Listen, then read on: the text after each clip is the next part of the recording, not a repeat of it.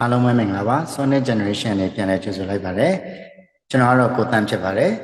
ကျွန်တော်ဒီနေ့မျှဝေပေးခြင်းတဲ့အကြောင်းအရာလေးကတော့ကျွန်တော်တို့ပြီးခဲ့တဲ့တစ်ပတ်ကForex market ကိုစဝင်မဲ့သူတွေအတွက်ပြောခဲ့တာပေါ့နော်အခုကတော့ကျွန်တော် Forex market ကို self study လုပ်မဲ့သူတွေအတွက်ကျွန်တော်အဓိကပြောပေးခြင်းပါတယ်နော်အဲ့တော့ self study လုပ်မဲ့သူတွေအနေနဲ့နံပါတ်1အချက်အနေနဲ့ဆိုလို့ရှိရင်အရေးကြီးဆုံးကတော့Forex trading အတွက်လေ့ကျင့်ပြီးလေ့လာပြီးဆိုလို့ရှိရင်ကျွန်တော်တို့ဖုန်းနဲ့လုံးဝမလုံးမိဘူးကျွန်တော်သတိပေးချင်ပါတယ်ဖုန်းလုံးဝမသုံးပါနဲ့ကျွန်တော်ကွန်ပျူတာနဲ့ပဲရအောင်လုပ်ပါနော်ကွန်ပျူတာနဲ့ရအောင်လေ့ကျင့်ပါအဲ့ဒါမှသာလျှင်ကျွန်တော်တို့ထိရောက်တဲ့ market analysis တွေကိုလုပ်နိုင်မှာဖြစ်ပါတယ်ဆိုတော့ဖုန်းရဲ့ screen မှာပေါ်တဲ့market ရဲ့ data တွေနဲ့ကွန်ပျူတာ screen မှာပေါ်တဲ့ market ရဲ့ data တွေကဘယ်လိုနည်းနဲ့မှမတူပါဘူးမတူဘူးဆိုတာက canal တွေကတော့အတူတူပဲပေါ့နော်ဒါပေမဲ့ overall မြင်ရတဲ့ပုံသဏ္ဍာန်ချင်းကမတူပါဘူးเนาะအဲ့တော့ကွန်ပျူတာကပို့ပြီးတော့မှပြည့်စုံတယ်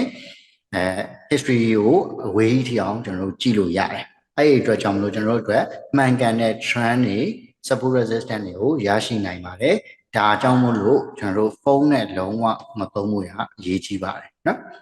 ဆိုတော့နောက်တစ်ခုကတော့ဗာလဲဆိုလို့ရှိရင်ကျွန်တော် forex market ထဲမှာဝင်ပြီးတော့မှရင်းနှီးမြှုပ်နှံကြတော့မယ်ပေါ့เนาะဒါမိမိကိုယ်တိုင် self study လုပ်ပြီးလို့ပညာရေးပြေးဝပြီးလို့ပဲယူဆပြီးတော့ပဲဖြစ်ဖြစ်အလောတကြီးmarket ထဲကိုဝင်ပြီးတော့မှငွေရှာခြင်းတွေလိုပဲဖြစ်ဖြစ်ပေါ့နော်အဲ့တော့ market ထဲကိုဝင်ပြီးတော့မှကျွန်တော် investment လုပ်တော့မယ်ဆိုလို့ရှိရင်ငွေဘူးနဲ့မလုပ်ဖို့ရအရင်ရေးကြည့်ပါတယ်အဲ့တော့ကျွန်တော် deposit သွင်းလိုက်တဲ့ငွေဒီကျွန်တော်ရဲ့စာဝတ်နေရေးကိုထိခိုက်တဲ့ငွေအမောက်မျိုးလုံးဝမဖြစ်ပါစေနဲ့မတော်တဆပဲဖြစ်ဖြစ်ဆုံးရှုံးသွားခဲ့မယ်ဆိုလို့ရှိရင်တော့မှကျွန်တော်တို့အတွက်ထိခိုက်မှုမရှိစေတဲ့เนาะကျွန်တော်ရဲ့ဘဝအတွက်ထိခိုက်မှုမရှိစေတဲ့ပမာဏမျိုးနဲ့ပဲအလုပ်လုပ်ဖို့ရအတွက်ကျွန်တော် recommend ပေးချင်ပါတယ်။ဘာဖြစ်လို့လဲဆိုတော့ကျွန်တော်တို့စီမှာရှေ့မှာတော့ကျွန်တော်တို့စီမှာလာပြီးတော့မှရင်ဖွင့်ကြတဲ့เนาะ forex trader တွေရှိပါတယ်။เนาะတချို့လည်းကြားဘူးကြပါတယ်။အိမ်ပေါင်ခံပြီးတော့မှ top up လုပ်ပေးတာကိုလက်ခံတဲ့ broker တွေလည်းရှိပါတယ်။ရှိခဲ့ဘူးပါတယ်ပေါ့နော်။ဆိုတော့အဲ့ဒါမျိုးတွေမဖြစ်ဖို့အရေးကြီးပါတယ်။နောက်တစ်ခုကเนาะတချို့ဆိုလို့ရှိရင်ကျွန်တော်မျက်စိရှိမှလည်းပဲမျက်နှာချင်းဆိုင်မျက်ရည်ပေါက်ကြပြီးတော့မှconsultant အနေနဲ့လည်းပါတာပေါ့နော်ဆိုတော့ကျမတို့ရဲ့အကောင့်ကသူတို့ကိုပေးထားတယ်တဲ့ကျမကလည်းကြည်နေတယ်တဲ့ဒါပေမဲ့လို့ကျမစိတ်ထဲမှာဆိုရင်အဲ့ဒီ trade floating ဖြစ်နေတဲ့ minus floating ဖြစ်နေတဲ့ trade ကြီးကိုကျမကဖြတ်ပလိုက်ခြင်းပေါ့နော် close လုပ်ခြင်းဒါပေမဲ့သူတို့ကမပေးလို့ဘူးပေါ့နော်မလုံတဲ့အောင်လို့ပဲပြောတာပေါ့သူတို့အပ်ထားတာလိုမျိုးဖြစ်နေတဲ့အတွက်သူတို့ပြောတဲ့အတိုင်းပဲလိုက်နာရတော့တာပေါ့နော်ဆိုတော့ကို့အမောင်ကြီးဆုံးရှုံးမှာကိုတိတိနဲ့ထိုင်ကြည့်နေရတဲ့အခြေအနေမျိုးတွေဖြစ်ခဲ့ရတာတွေရှိတယ်ပေါ့နော်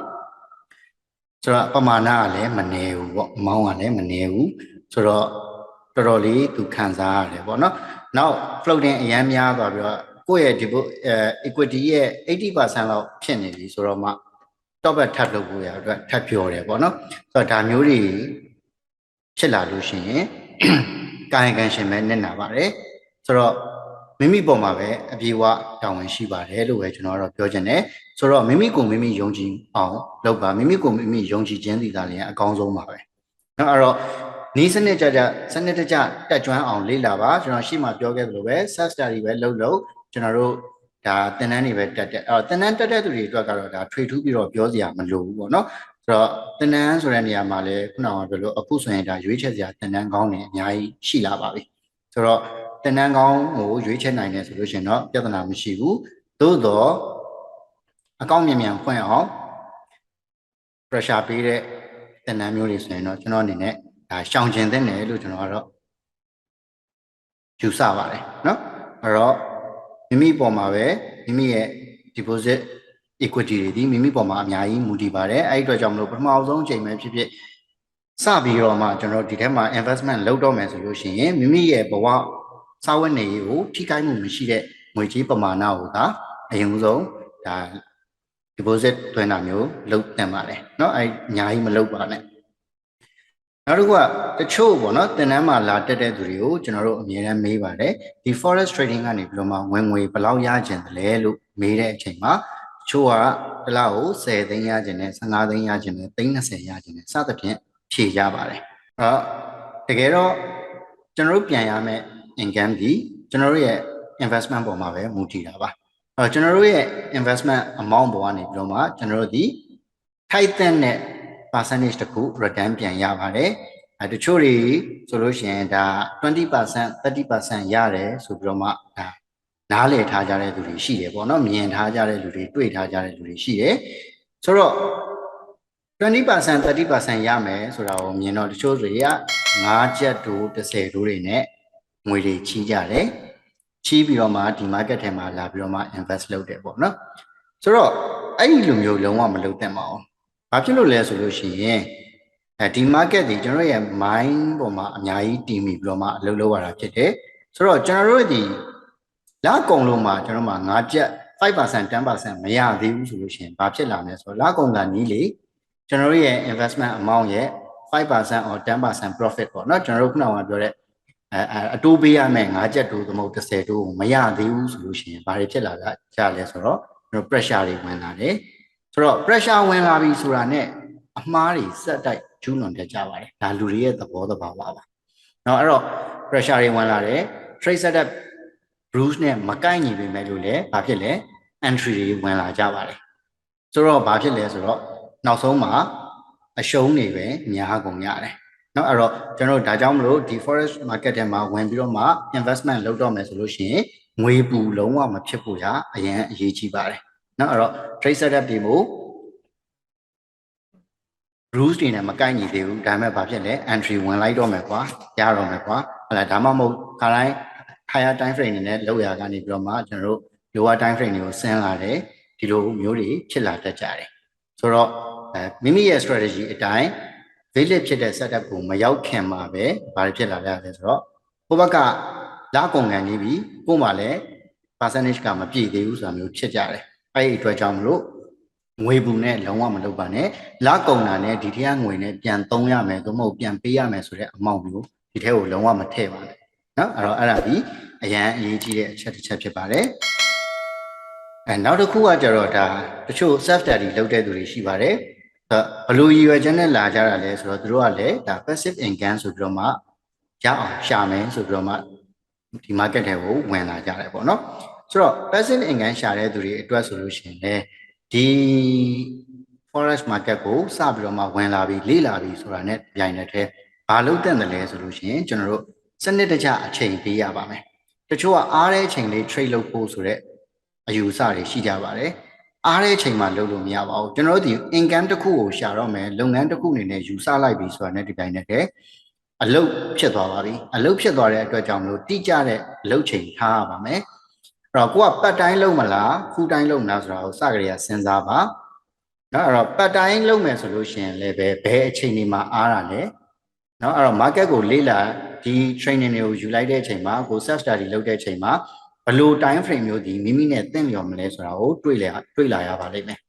ဆိုတော့အဲ့ဒါလေးကိုသိချဆုံးဖြတ်ပါပြီးရင်မိမိသတ်မှတ်ထားတဲ့အချိန်တိုင်းကျွန်တော်တို့ကအလုပ်လုပ်ပါနော်အဲ့တော့တချို့ဆိုလို့ရှိရင်တနန်းတက်တာတော့မှဘာဖြစ်လဲဆိုလို့ရှိရင်တနန်းချိန်မှာတော့မှအချိန်ကြီးမတက်နိုင်တာတွေရှိတယ်နောက်တစ်ခါတနန်းကိုအပြည့်အဝအချိန်မပေးနိုင်တာတွေရှိတယ်အဲ့လိုမျိုးမပေးနိုင်ဘူးဆိုရင်တော့စကြရမလုပ်နေပါနဲ့ဟုတ်ပြီနော်ပင်ပန်းတယ်ဆိုတော့လုံမဲ့ဟေ့ဆိုလို့ရှိရင်လည်းတိတိကျကျလုပ်ဖို့ရအတွက်ကျွန်တော်ကတော့အကြံဉာဏ်ပေးခြင်းနဲ့တိတိကျကျစူးစမ်းလိုက်ပါ6လတစ်နှစ်ကျွန်တော်တို့လုံးဝအားစိုက်ပြီးတော့မှထည့်လိုက်ပါဒါဆိုလို့ရှိရင်နောက်တစ်ချိန်မှာကျွန်တော်တို့အနာဂတ်အတွက်ကောင်းမွန်တဲ့အခွင့်အရေးကောင်းတွေရလာပါလိမ့်မယ်ဆိုတော့အများစုကဘာဖြစ်လဲဆိုတော့အားတဲ့ချိန်လေးမှာလုပ်မယ်ကိုယ့်ဘာသာကိုလုပ်တာဖြစ်တဲ့အတွက်တခါလေကြားလို့ရှိရင်တိထက်အရေးကြီးတာပေါ်လာတယ်ပဲဆိုပါစို့เนาะအဲ့တော့အဲ့ဘက်ကိုရောက်သွားတယ်ဆိုတော့အဲ့ဒါတွေကဒါမိမိအတွက်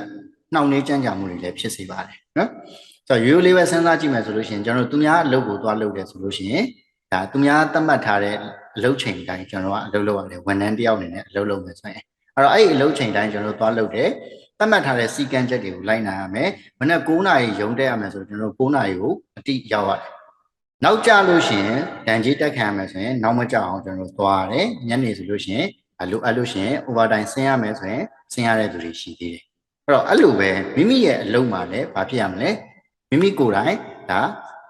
အားမယ်လို့ယူဆထားတဲ့အချိန်တွေကိုကြိုတင်ပြီးတော့မှသတ်မှတ်ထားပါတပတ်ကိုဘယ်နှနာရီလုံးမလဲလေ့ကျင့်မလဲသို့မဟုတ်လေ့လာမလဲဆိုတာကိုကြိုတင်သတ်မှတ်ထားပါပြီးရင်သတ်မှတ်ထားတဲ့အတိုင်းကိုစနစ်တကျထိရောက်အောင်လုပ်ပါအဲ့ဒါဒီကျွန်တော်တို့ဒီ forex market ကိုစပြီးတော့မှဝင်မဲ့သူတွေလေ့လာမဲ့သူတွေအတွက်အရင်အရေးကြီးပါတယ်เนาะအဲ့တော့စနစ်တကျလေ့ကျင့်မှုလိုအပ်ပါတယ်အချိန်စနစ်တကျပေးပြီးတော့မှအလုပ်လုပ်ဖို့ရလိုအပ်ပါတယ်နောက်တစ်ချက်ကတော့ဗာလဲဆိုတော့ကျွန်တော်တို့ဒီ forex market တွေကိုဝင်ပြီးတော့မှလေ့လာပြီးဆိုတာနဲ့တပြိုင်နက်တည်းကျွန်တော်ခုနကပြောတယ်ဖုန်းနဲ့မလုပ်ပါနဲ့ကွန်ပျူတာနဲ့လုပ်ပါလို့ကျွန်တော်ပြောခဲ့ပါတယ်ဆိုတော့ကကျွန်တော်တို့က market ကို analysis လုပ်ရမယ်အပိုင်းဆိုတော့ကျွန်တော်တို့เนาะလေ့လာရမယ်အပိုင်းတစ်ပိုင်းရှိတယ်နောက်တစ်ပိုင်းကဒီမိမိ analysis လုပ်ဖို့ရအတွက်လိုအပ်တဲ့ tools တွေ materials တွေဖြစ်တဲ့ကွန်ပျူတာပေါ့เนาะကွန်ပျူတာကိုစနစ်တကျသုံးတတ်ရမယ်ကွန်ပျူတာကိုတခြားဟာတွေမသုံးတတ်ချင်နေပါကျွန်တော်တို့ browser ဖွင့်တတ်ရမယ်ကျွန်တော် trading view MetaTrader 4 application တွေအသုံးပြုတတ်ရမယ်ပြီးလို့ရှိရင် MetaTrader 4သို့မဟုတ်ကျွန်တော်တို့ဒီ trading view ထဲမှာ